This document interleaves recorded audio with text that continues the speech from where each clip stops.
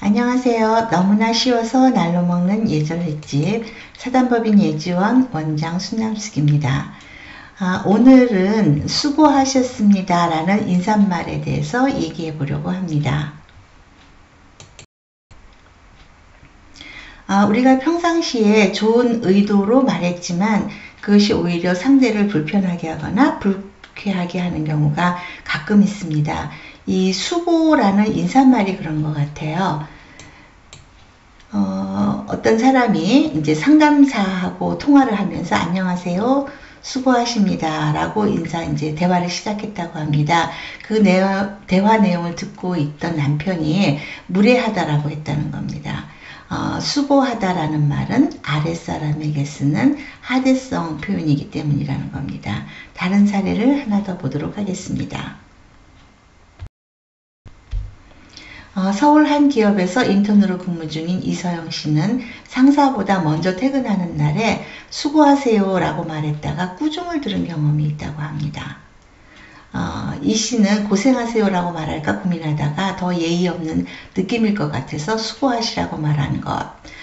이 씨는 사실 수고라는 뜻이나 고생이라는 뜻이나 같은 의미인데 아랫사람이 했다고 혼나는 건 억울하다. 보통 사람들이 많이 쓰니까 짜장면, 자장면 모두가 표준어가 된 것처럼 윗사람과 아랫사람 용어도 구분하지 않았으면 좋겠다. 이런 내용입니다. 사실 이 수고라는 말은 이제 표준어냐 비표준어냐 뭐 이런 건 아니죠. 그렇다고 옳다 그르다 할 수 있는 것도 아니고요. 이건 우리의 그 독특한 생활 예절 문화 영역에서 이해해야 될 것 같아요. 수고라는 말은 시킨 일, 지시한 일, 이런 일을 마쳤을 때 취하는 말입니다. 그러니까 아랫사람이 윗사람에게 했을 때 예의가 아니라는 그런 얘기가 나오는 겁니다. 그러면 손윗사람에게 했을 때는 어떻게 하느냐? 손윗사람에게는 지시를 하거나 뭐 시키는 게 아니라 부탁하는 형식을 취하게 되죠. 그래서 부탁을 하고 났을 때에는 수고가 아니라 고맙습니다 라고 인사를 하게 되는 거죠.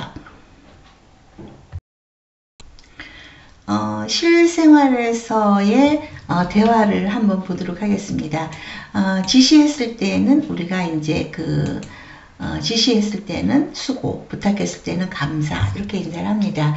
선생님과 학생 간의 대화입니다.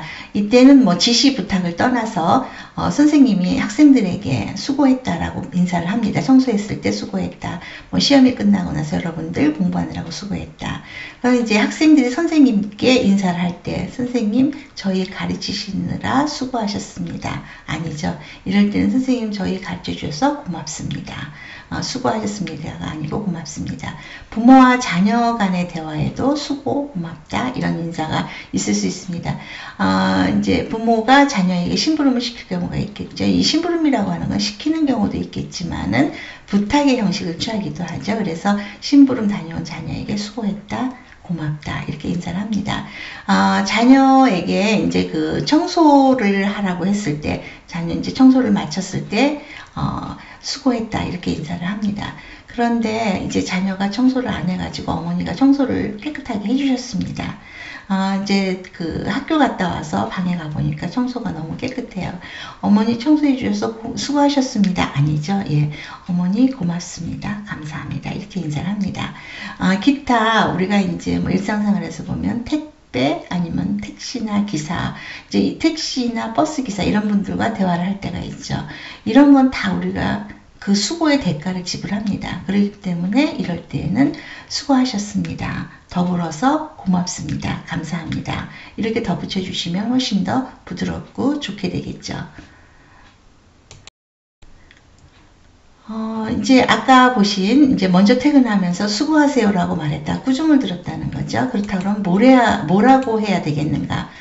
퇴근 시간에 먼저 퇴근하면서 퇴근하겠습니다 하면 되죠. 퇴근 시간이니까 난 퇴근해 하고 아무 소리도 안 하고 퇴근하는 것보다는 그래도 내가 퇴근한다는 거를 남은 사람에게 이렇게 알릴 필요는 있는 거죠. 이럴 때는 먼저 퇴근하겠습니다. 그런데 모두가 다 바쁜 일이 있어서 야근을 합니다. 야근을 해야 되는데 나는 성향이 있어서 그럴 수가 없어요. 그럴 때는 양해를 구하고 먼저 퇴근하겠습니다 에다가 죄송합니다 좀 덧붙여주면 훨씬 더 부드럽게 되겠죠.